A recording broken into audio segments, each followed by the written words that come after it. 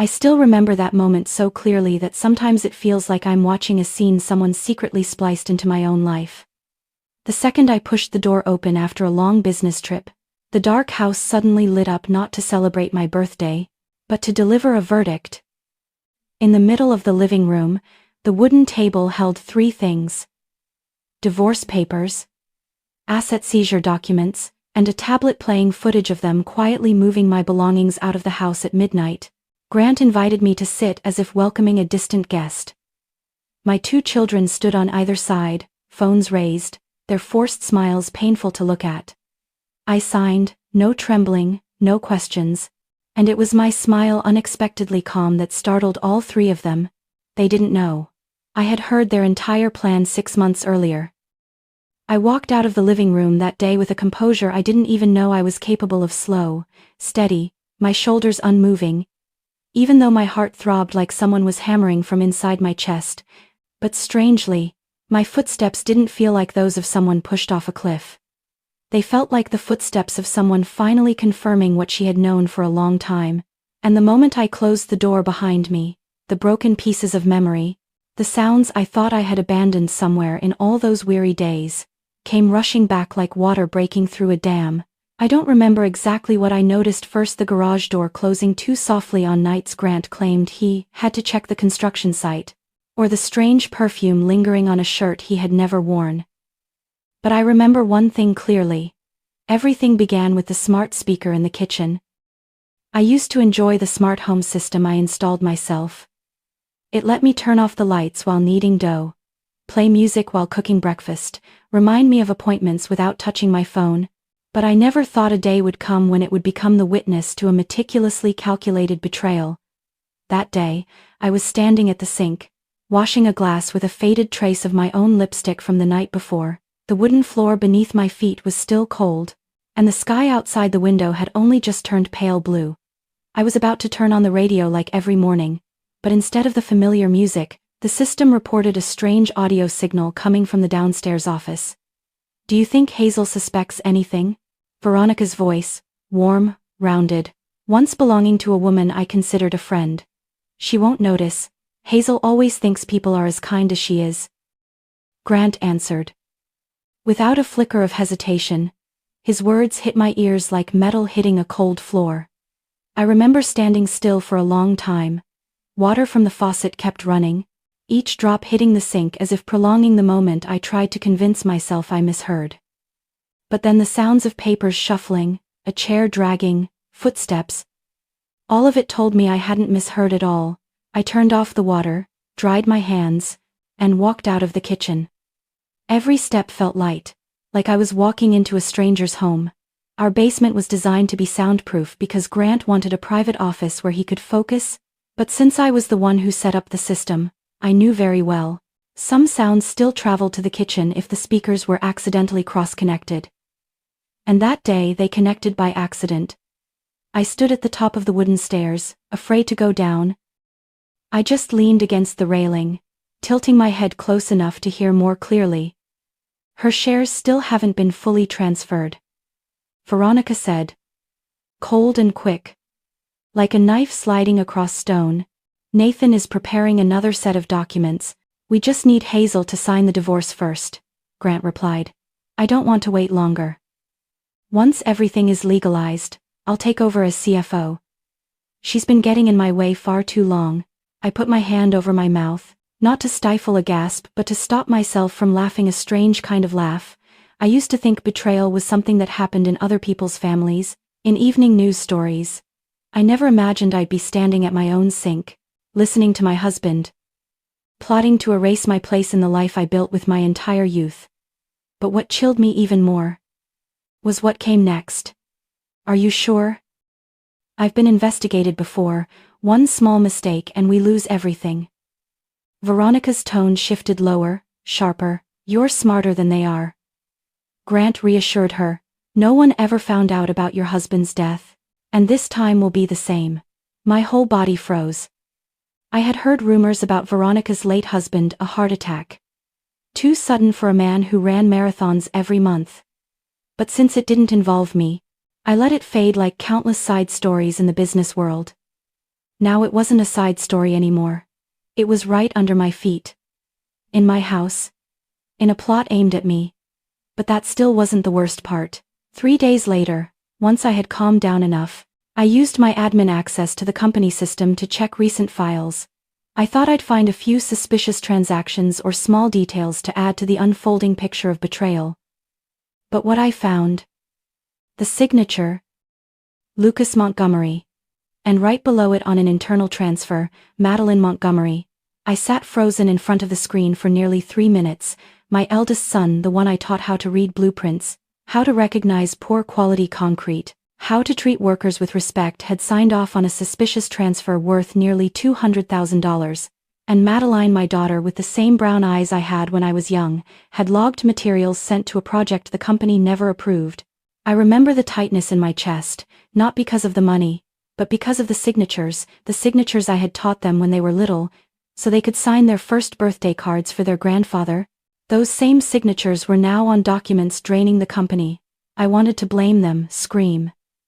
But as the details sharpened in my mind, I noticed the slight tremor, the tremor Lucas never had when signing paperwork, and the underline beneath Madeline's name was slightly crooked, as if someone was trying to imitate her soft handwriting.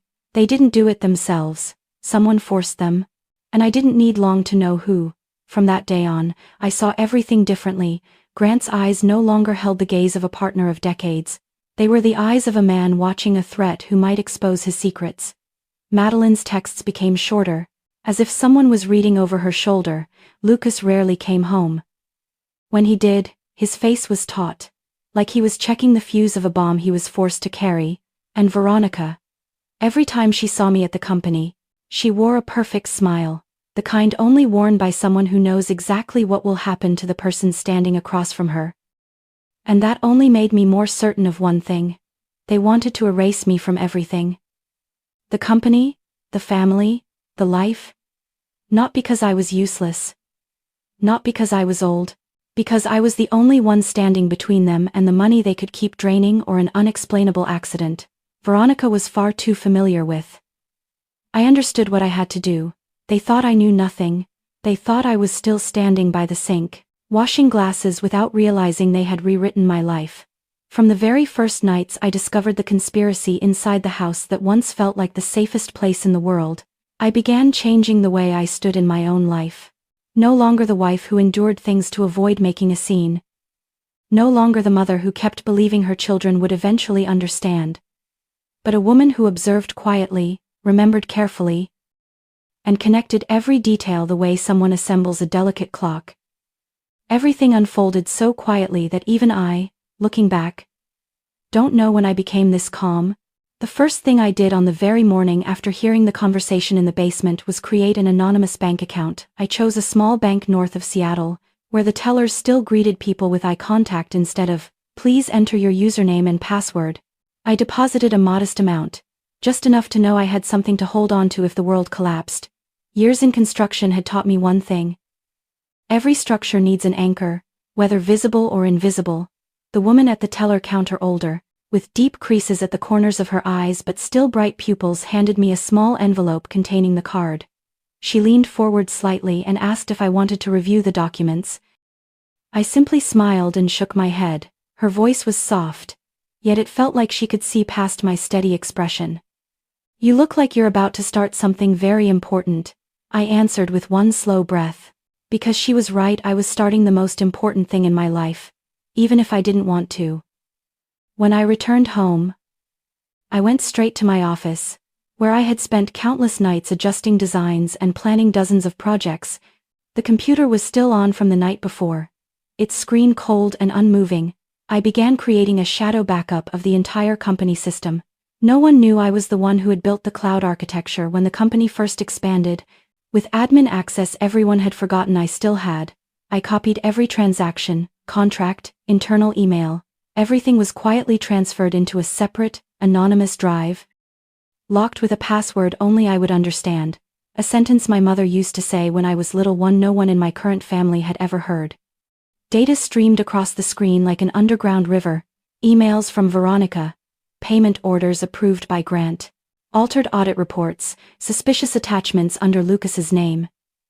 Each file clicked open another piece of truth, and with every passing minute, the back of my neck grew colder.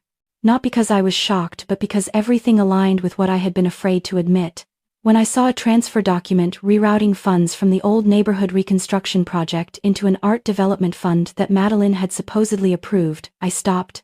It wasn't the first red flag, but it was too clear to ignore. I zoomed into the signature, examining each stroke. A slight tremor, uneven lines. Not Madeline's handwriting, I knew, because we had practiced signatures together when she was 16. Someone had forced her to sign, or worse, forged her name. My hand trembled slightly as I set the file down. Something slipped into my chest. Not anger, not fear, but a deep, quiet sorrow, like a thin layer of ash settling over memories of the girl I once taught to tie her hair and choose shoes that wouldn't hurt her feet. That afternoon, I tracked Grant's movements using the Ford he drove every day. I didn't need to hack anything or do anything illegal. I had registered the car insurance the day he bought it, and the GPS was still synced to the family account. The map displayed the stops, leaving me no room for doubt. 8:17 a.m. Left the office. 8:32. Stopped at the Brighton West Hotel. 8:34. Entered the underground parking garage. 8:37 to 11:50.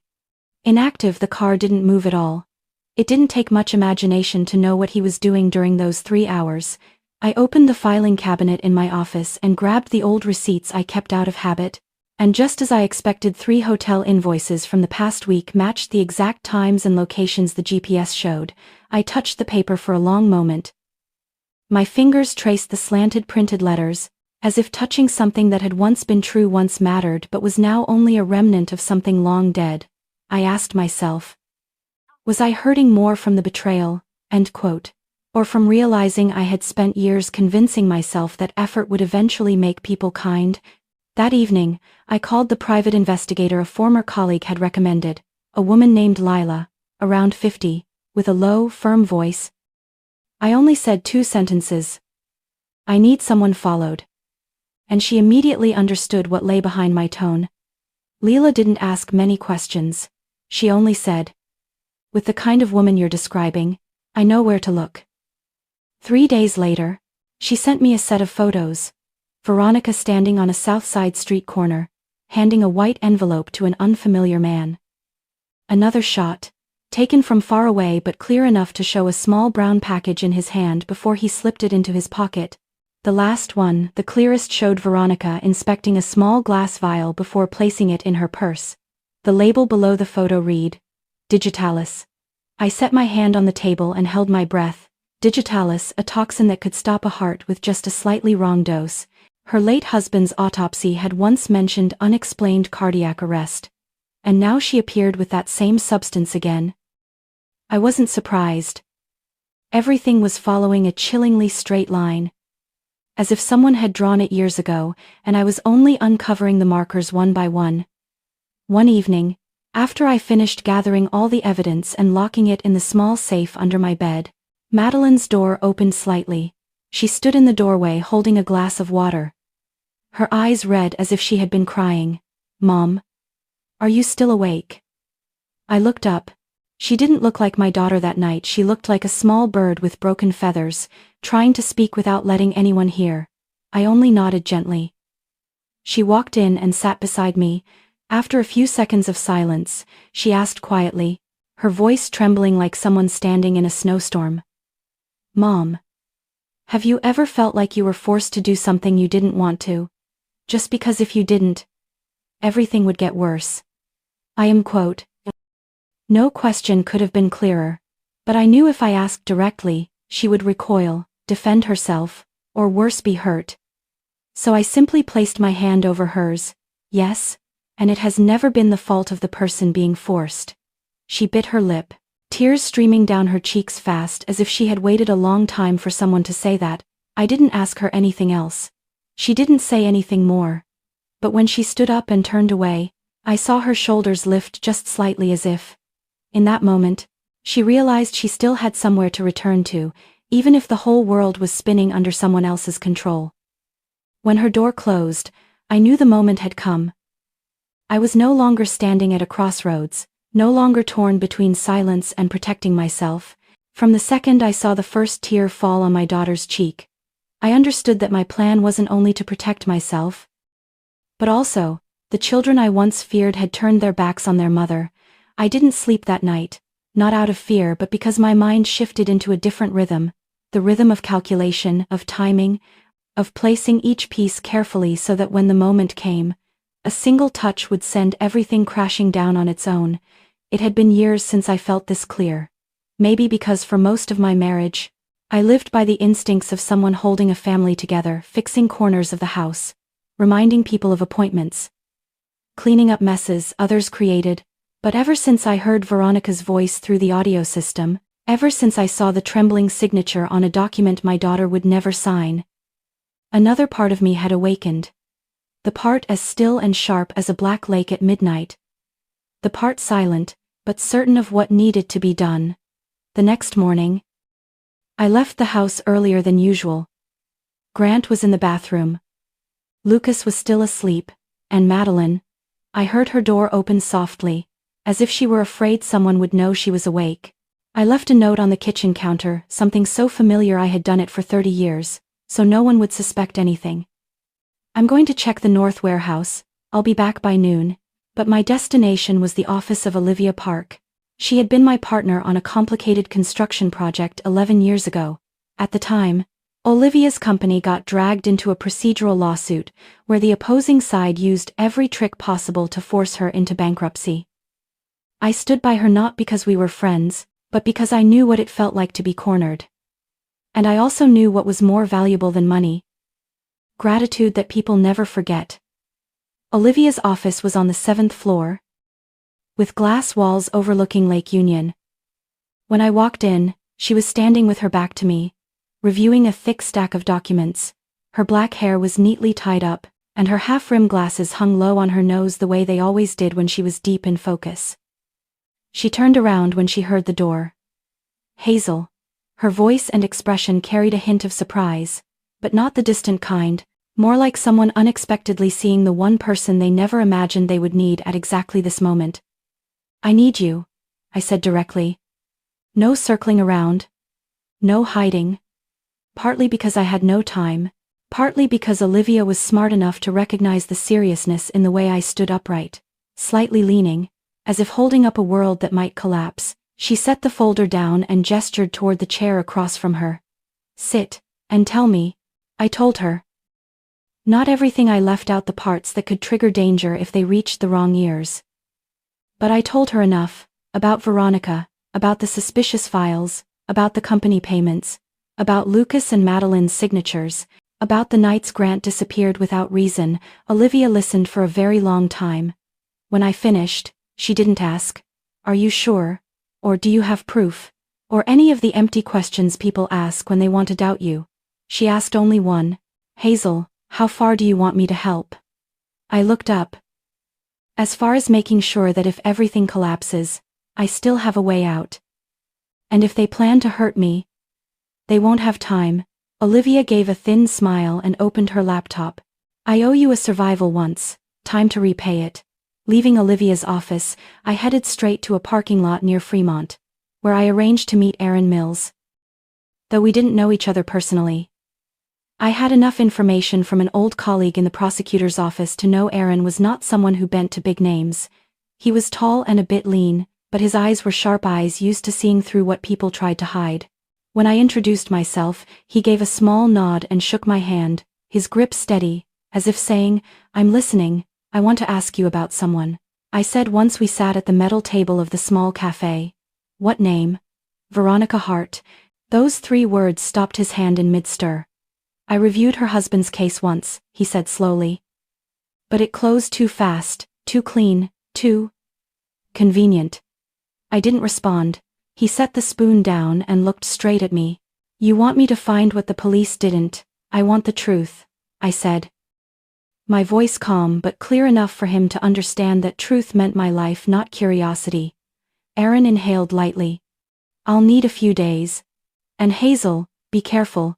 Someone like her doesn't let anyone get in the way." That afternoon, I met with Marcus Hayes after his shift. He used to be a project supervisor, one of the most honest people I had ever worked with. But Grant fired Marcus because he refused to sign a falsified material report. I went to the diner where Marcus worked evenings. He recognized me the moment I walked in.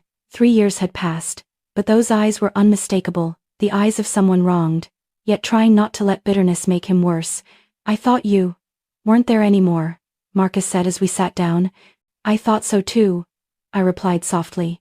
"Until they decided to get rid of me for real." I told Marcus part of the story. No embellishing, no dramatizing. Just enough for him to understand why I had come. Marcus stayed silent for a long time. Then he placed both hands on the table, fists tightening. "Miss Hazel, if you want to overturn what Mr. Grant did to me, I'm willing to help." I nodded my thanks. But Marcus continued. "Not just because of what happened back then, there are still things they haven't covered up. And I know how to find them."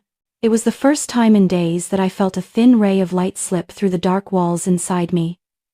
3 allies, 3 people in 3 different positions. 3 perspectives touching the same truth. That night, as I sat alone at the kitchen table under the warm yellow light that no longer felt warm, my phone buzzed non-stop. Olivia's message arrived first. "Hazel, check your email. Veronica is filing to transfer half of Grant's assets to an offshore account in Cayman. It's all been prepared in advance." Right after that, Aaron called. "I sent you the audio. Grant isn't leading anything. He's being controlled. Just like her ex-husband." I opened the voicemail. Grant's voice trembled, fragmented, saying things I had never heard from him. Fear. Then Marcus messaged. "I found the documents they thought they deleted. You need to see this." I set the phone down. All I felt was a warm line spreading down my spine. Not anger, but the unmistakable awareness that the wall they tried to hide behind was cracking, and the people I trusted were standing with me. I left the back parking lot without looking back. The old Honda started with its familiar rough growl, the sound that always irritated Grant when he wanted to pretend he was more successful than necessary. But tonight it was the only thing left on my side. I tightened my grip on the steering wheel, as if holding on to a silent promise, whatever waited ahead. I would not let myself fall the way they hoped. The street outside was darker than usual. The maple trees rustled in the night wind, their leaves almost translucent under the street lights, as if everything around me was watching the moment I walked away from my old life, and no one tried to stop me. I didn't cry. I was surprised by that. Though I should have known tears no longer came for things that had died long before I admitted it. Only when I reached the intersection did I allow my hands to loosen, partly because the adrenaline from their cold-blooded ambush still lingered, partly because I needed to stay calm enough not to miss a single detail of the plan tonight, a plan I had prepared for months, piece by piece. Everything they thought they had pushed me into was actually already part of my calculations. Just in the opposite direction, I turned onto a narrow street leading to a quiet parking lot near Green Lake. A cold wind carried the scent of wet grass and water. The place was silent, with no cameras and far from any route our family usually took. I turned off the engine and let the sound fade into the dark. I opened my bag and took out a small rectangular document box. A sticky note on top. Written in my handwriting. Read. File set number 2. Check signature. When I lifted the lid, I saw the documents again, the ones with red seals and italic notes under each transfer entry. The ones I had spent nights adjusting every word, every blank space, every legal line capable of making Grant's file worthless with one move in court. I inhaled deeply. The moment I signed in front of them, I had actually signed the swapped copies 2 days earlier. When Nathan held the folder up to the camera. When Grant bent down to sign. When Madeline smiled while recording what she believed was the moment her mother was defeated. None of them knew. They were holding the wrong file, they were signing the voided version, and their signatures had bound them to everything they hadn't read carefully. I set the box on my lap and examined everything once more. Not for certainty, but to steady myself because my choices could not be wrong in even one place. "You did the right thing." Olivia's voice echoed in my memory. The words she said before I left her office the day before. "When they use the law against you, you use the law to stop them. But do it right, not cruel. I closed the box and slipped it into my bag. A long breath left my chest lighter than the tight pressure that had been sitting there for hours. It wasn't that I didn't feel pain watching my daughter film me signing papers that severed 30 years of marriage, but that pain was no longer sharp. It had settled instead into a thin mist around my body, present, but not enough to make me step back. I switched on the interior light. Warm yellow washed over my face in the rearview mirror. A face people once said looked too gentle, Hazel. Now steady, quiet, but unbroken. I pulled out my phone. Not to check messages from Grant. I knew he was probably in the living room right now, reviewing documents, trying to hide his satisfaction behind the same polite sincerity he always used when he thought he had the upper hand. I opened the home camera app instead. A movement as natural as breathing. The living room appeared on screen. Grant leaning over the table, replaying the footage. Nathan frowning at his phone, likely texting his lawyer. Madeline. She was standing in the corner, holding a glass of water. Her eyes red. My chest drew tight. Not out of pity, out of understanding. She hadn't been fully willing. That detail, small but unmistakable, was one of the many reasons why I could not let my life become fuel for Veronica to burn whoever she wished to handle. I closed the app and let the screen fade to black. As the night deepened, the parking lot grew so quiet I could hear the wind sweep across the lake. I sat for a while longer. Fingers intertwined on the steering wheel, then finally turned the engine back on. I drove to a small motel on the west side of the city, a place where, out of professional habit, I always kept a backup room when traveling. Room 204, a faded blue door. Inside, the room still carried the scent of old wood and the soft glow of warm yellow lights. No one knew about this place except me, and the aging manager who always handed me the key without ever asking questions. I set my bag down and turned on the bedside lamp. The gentle light warmed the bedspread and the worn wooden floor in a way that felt strangely comforting. I lowered myself into the chair by the window and watched distant streetlights shimmer across the wet pavement. I took out the second document box, opened the lid. The pages lay still and neat, waiting for the moment they would come into the light. I marked a small symbol in the corner of the last page, a sign for Olivia and me to verify tomorrow. Then I closed the box again, quietly, like closing a chapter I knew I would never return to. Behind the curtains, Seattle continued moving forward, oblivious to the fact that in a tiny, weathered motel room, a woman was quietly shifting the fate of 3 people who believed they could erase her with a handful of signatures. And I thought calmly but surely that if they believed today was the day they stripped everything from me, they were gravely mistaken. Seattle's glow faded behind me as the old Honda rolled down the highway. The city slipping out of my life with surprising ease. I didn't need the rearview mirror to know the house that held 3 decades of marriage was now nothing but the emptiness they created. The road ahead stretched like a soft ribbon of fog, and in the cold dawn wind, the Oregon mountains rose like silent green walls along every curve. The quiet was so deep I could hear the crisp crack of pine resin in the wind as I drove through the forest. Amid that stillness, my heartbeat slowed.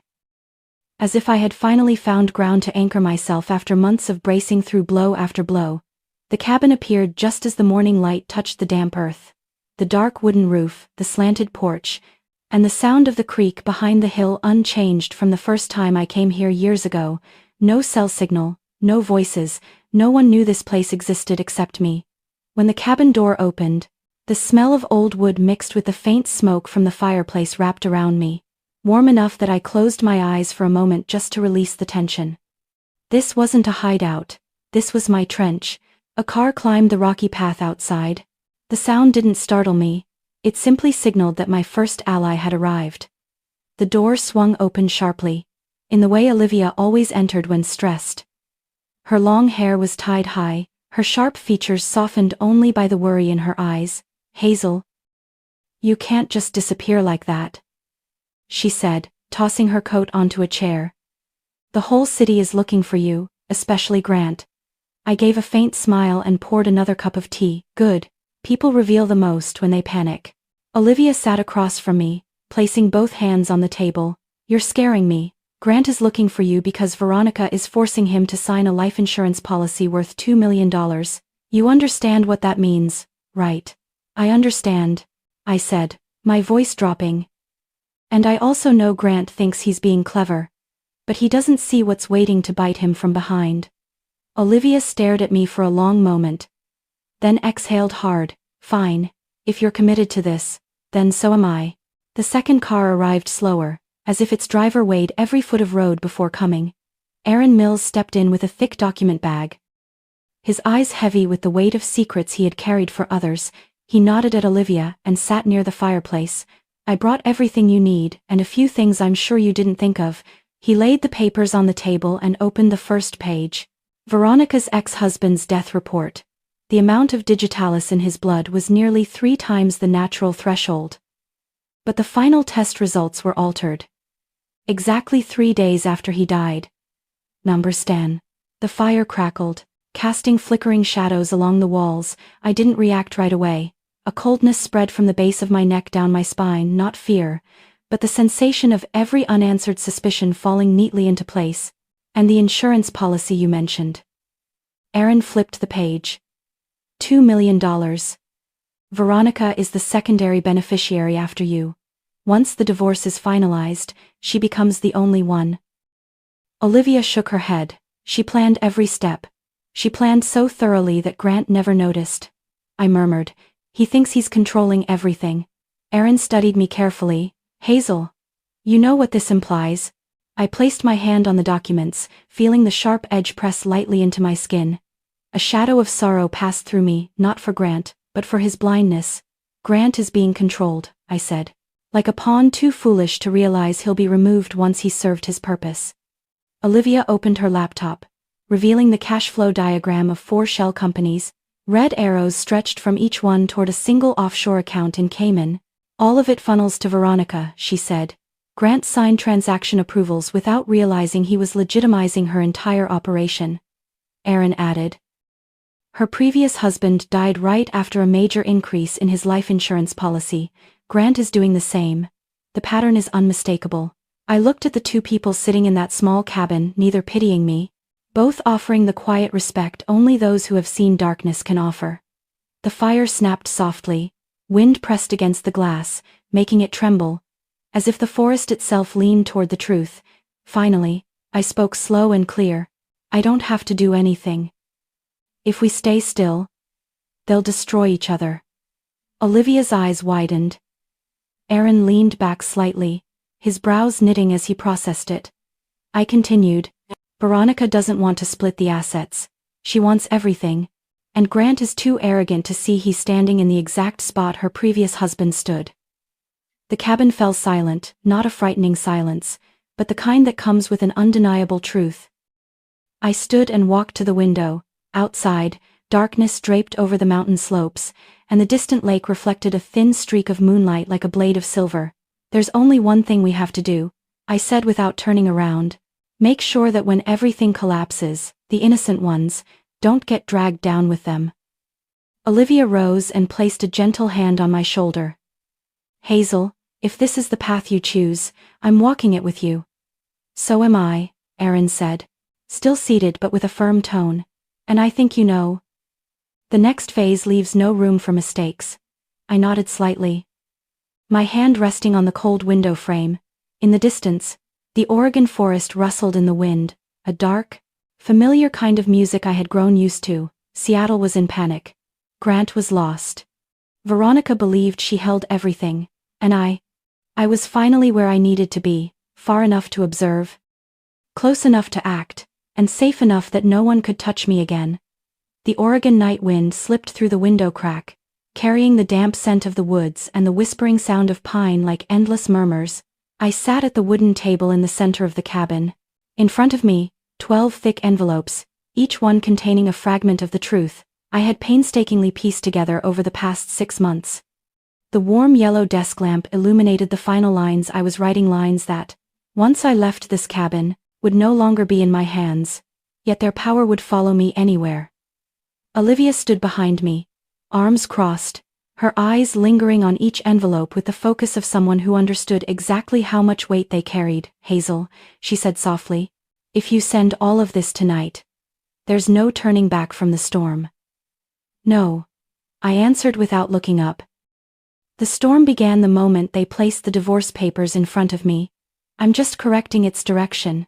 One envelope contained the full evidence for the FBI Veronica's embezzlement through 4 shell companies and offshore transfers. Another envelope went to the IRS 2 years of tax evasion that Grant still believed he had hidden. The rest were spread across the architecture board. 3 major contractors, the building permit office, and 2 investigative news networks in Washington. Each place held a piece.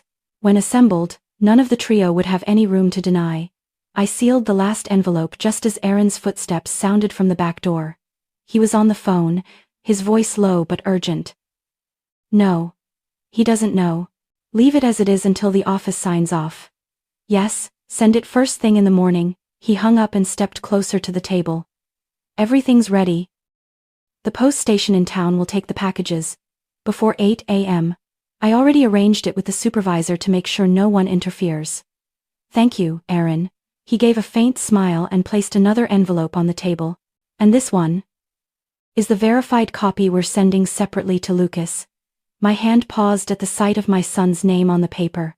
Lucas, the boy who once ran around the backyard with a toy airplane, who used to believe every good thing I told him. Now a grown man pulled by Grant into filth I could hardly comprehend. If Lucas reads everything in that envelope, Olivia said quietly, he'll finally have his first real choice in years. I don't want it to hurt him, I said, my chest tightening. Hazel, Aaron replied slowly. Sometimes the truth doesn't break people. It's the lies that do. I sighed. The envelope for Lucas wasn't like the others. There were no agency seals, no accusations, only raw proof. Veronica preparing documents to have Lucas committed to a psychiatric facility under behavioral instability, a move to seize the assets under his name. Grant didn't know, and Lucas knew even less. I set that envelope aside, apart from the 12 others. This one, I said, doesn't go through official channels. Only to Lucas. Olivia nodded. I'll take care of it. By the time the clock neared 10 p.m., the cabin had fallen into stillness.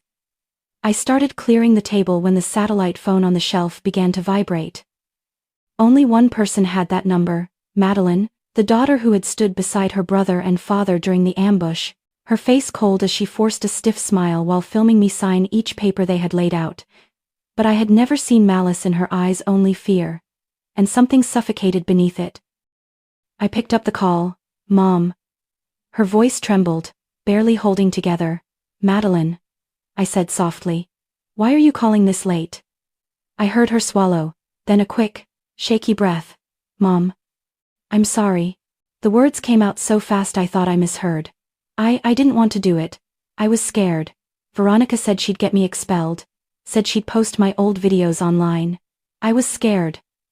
Mom, I sat down beside the fireplace, the warmth making my ears ring. I don't blame you, I said slowly. What made you call now? Because you need to know this. Madeline's voice broke. They're planning to hurt Lucas. I pressed the phone tighter to my ear. Tell me exactly what you heard. I heard Veronica and Dad talking this afternoon, she said, half sobbing, half whispering. She said Lucas was in the way. Dad, he didn't object, they said. Clear the path with a psych file. Just like she did with her first husband. Olivia looked at me from across the table, her face pale.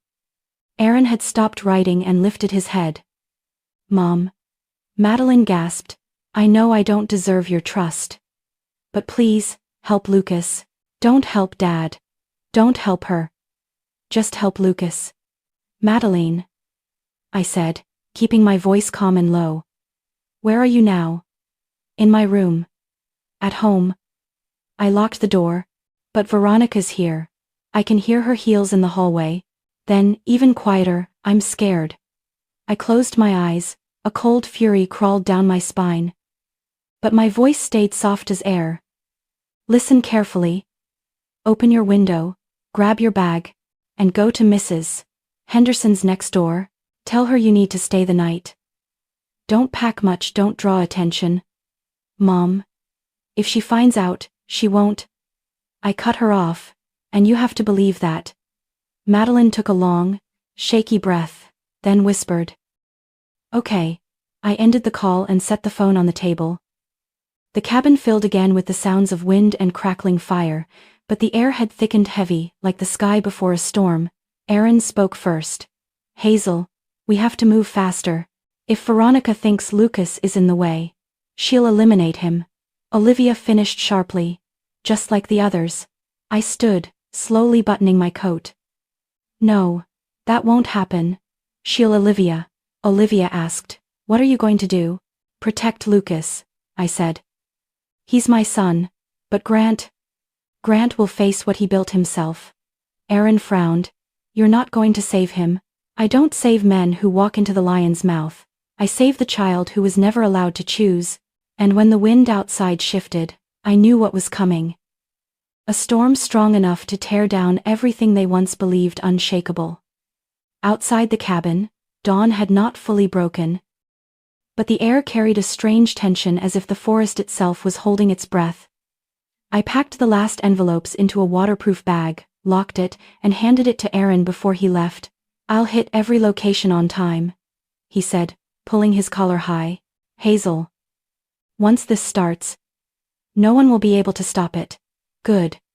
They've lived too long in the illusion of safety. Olivia stood nearby, clutching her laptop, her gaze steady on me. Whatever happens after today, she said softly, you have to be ready. My reply came calmer than I expected. I've been ready for 6 months. What happened next moved so fast that even I, the one who lit the fuse, could hardly believe its speed. 7:46 a.m. A message from Aaron appeared on the satellite phone. Sent. The storm will hit land in 90 minutes. I stood by the cabin window, quietly watching the fog lift from the lake. In the clear morning air, I could hear my heartbeat steady, almost unnaturally, so as if every final piece had fallen exactly where it needed to be. 8:03 a.m. The second message, FBI at headquarters, just one short line, yet the image in my mind was so vivid it felt like I was standing in the company lobby. The large glass doors swinging open. Black coats flooding inside. Computers being sealed, employees frozen, Grant confused, and Veronica definitely losing the fake calm she always wore. Olivia looked up at me, reading the message in my expression alone. It's time. I poured more tea, my hand steady. Yes, and this is only the opening act. News began to spread like fire hitting dry wind. 10:15 a.m. The banking system simultaneously locked every account under Grant's and Veronica's names. The company accounts were frozen under court order. I could picture Grant's face, hands slamming the keyboard, breathing hard, calling the bank only to hear, I'm sorry, sir, your account is frozen for federal investigation. Part of me once knew Grant as strong, decisive, confident in any boardroom. But imagining him desperate, trembling, didn't hurt me. The only thing that pierced me was Lucas. Half an hour later, my phone buzzed. Aunt Hazel, I decided to cooperate. A message from Lucas, short, but heavy as a confession. I don't want to be dragged into their crimes anymore. I stared at his words for a long time. The little boy who once buried his face in my shoulder when he feared the dark was now facing the hardest choice of his life and choosing the right path on his own. I replied, I believe in you, but the real chaos began when Veronica chose to flee. 11:42 a.m. She abandoned her car in Tacoma, rented an SUV, heading north. She might try to cross the border. I had expected this. Veronica had always been the kind who believed misfortune could never reach her, but I didn't know she'd risk this much. Inside the cabin, Olivia snapped open her laptop, typing rapidly. I'm checking traffic cameras. Damn it, Hazel. She's near Bellingham. If she reaches the border, Aaron will intercept. I said. He prepared long before we sent the files. 12:19 p.m. The third message, caught at Blaine. She resisted. But no escape. Bad news. She's talking. My chest tightened. What was Veronica saying, and who would she try to drag down with her? Before I could ask, the fourth message arrived, a cold blade in text form. She says Grant masterminded the poisoning attempt on Hazel. Olivia shot up from her chair. She's insane. I sat down slowly, as if the weight of the room pressed onto my shoulders. Grant, betrayer, coward, manipulator, had never been ruthless enough to consider killing me. Veronica knew that, and because she knew, she weaponized it. Why would she say that? Olivia whispered. Because she knows once attempted murder is mentioned. I replied, the agencies will detain Grant immediately. She wants more time to run, but saying that is suicidal. No, I said, staring at the cabin window where tree shadows stretched across wet soil. It's just her way of dragging Grant into the abyss with her. If she sinks, he has to sink too. Olivia exhaled sharply. Hazel. She would kill anyone, even Grant. A long, cold silence. Grant was guilty, but he did not deserve to die. The satellite phone chimed again, slicing through the quiet. A message from Aaron. FBI just removed Grant from the house, charged with attempted murder plus 10 financial crimes. Lucas officially cooperating. Everything is turning. Late afternoon, the sun dipped behind the ridge, leaving a streak of violet across the sky. The cabin stood quiet, a witness without words. Madeline texted. Mom, I'm at the counseling center now. I'm safe, I really am. I pressed the phone to my chest and closed my eyes. A long breath escaped me so light I couldn't tell if I was exhaling or finally being freed. Outside, the stream whispered through the dark, sounding like a song I had waited months to hear. Aaron returned to the cabin after nightfall, his coat carrying the cold with it. Hazel, he said, as he sat down. Grant broke down. He cried in the patrol car, kept saying your name. I poured hot water into 3 cups and slid one toward him. What do you want me to say? Nothing, he replied. I just thought. You should know. Olivia tucked her hair behind her ear and murmured. The kids are safe. Grant is facing consequences. Veronica can't escape, but the rest. Hazel, are you okay? I watched the fire flicker, my hands wrapped around a cup slowly warming my palms. In the crackle of burning wood, I heard a truth clearly. Everything had shifted the way it needed to, without me forcing it any further.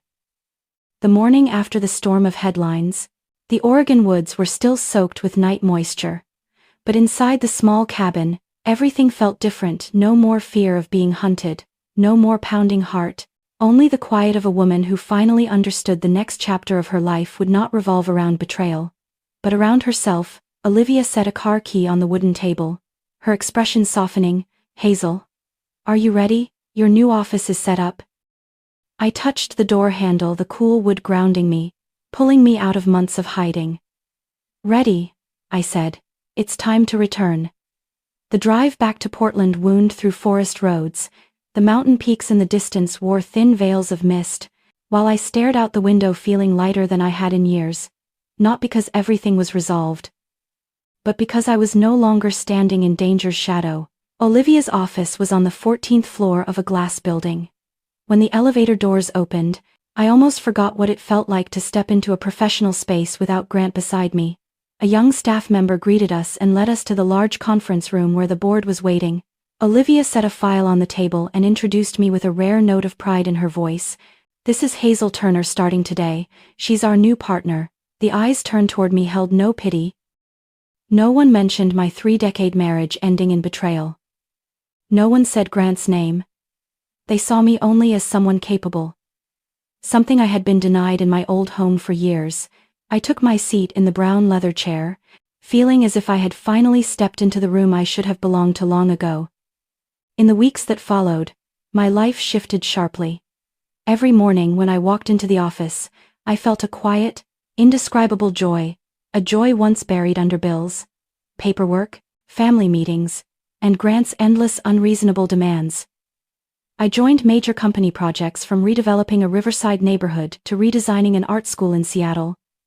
Olivia kept giving me more responsibility, and each time she did, the old Hazel inside me grew stronger. One afternoon, just after I signed off on a big file, Olivia stood in my doorway with a gentle smile. Hazel, you're making the entire company rethink the way they work. You're not just a partner, you're the new standard. I smiled. After so many years of being overlooked, Those words made my eyes sting. But this time, it was because I finally knew I deserved them. While I rebuilt my life piece by piece, Grant's empire collapsed like dominoes.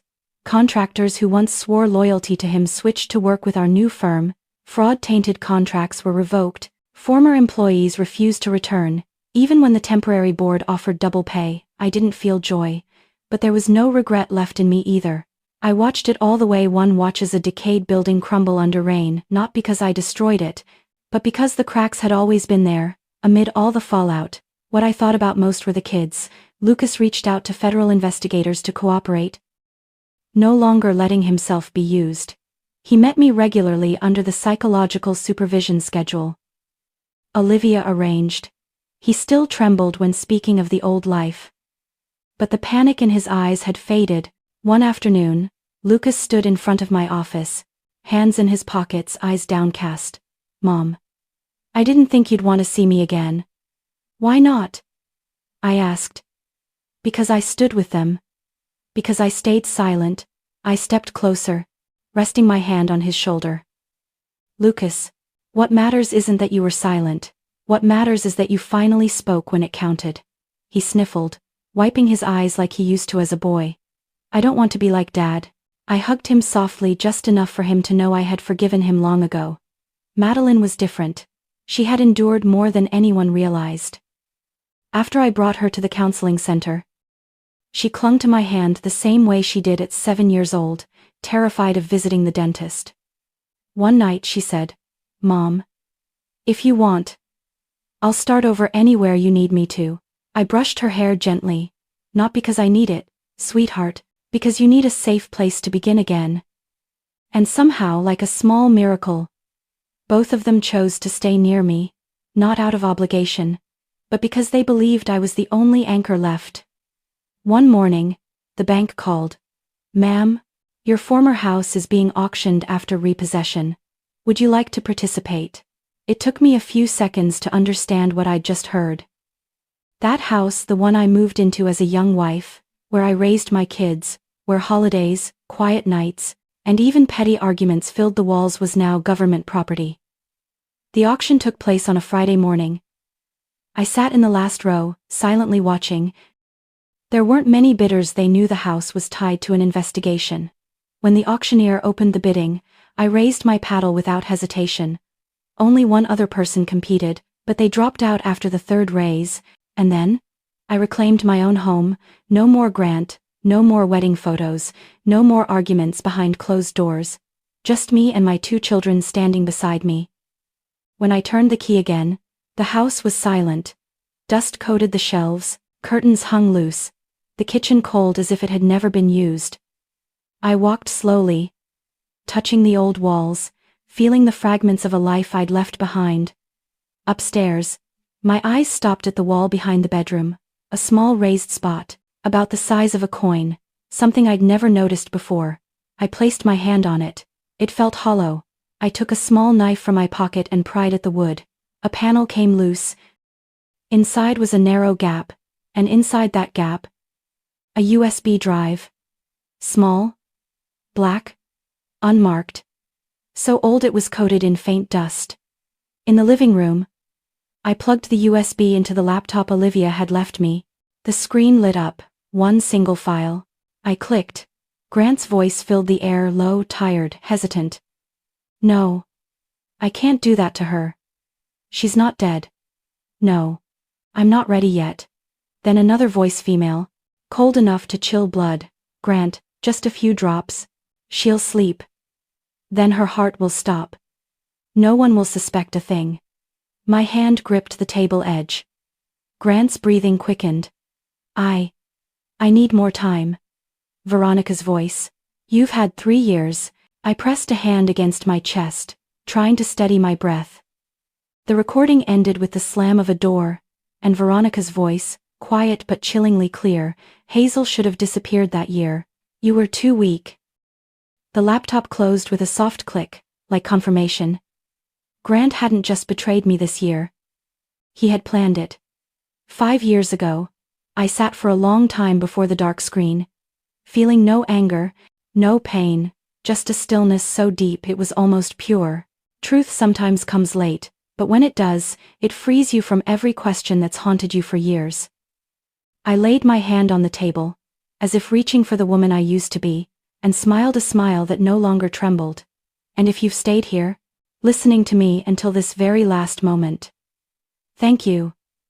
This story was long, heavy, but I believe every journey has its own light. If something in it touched you, please like, follow, and subscribe to stay with me for the next stories. Where are you watching from?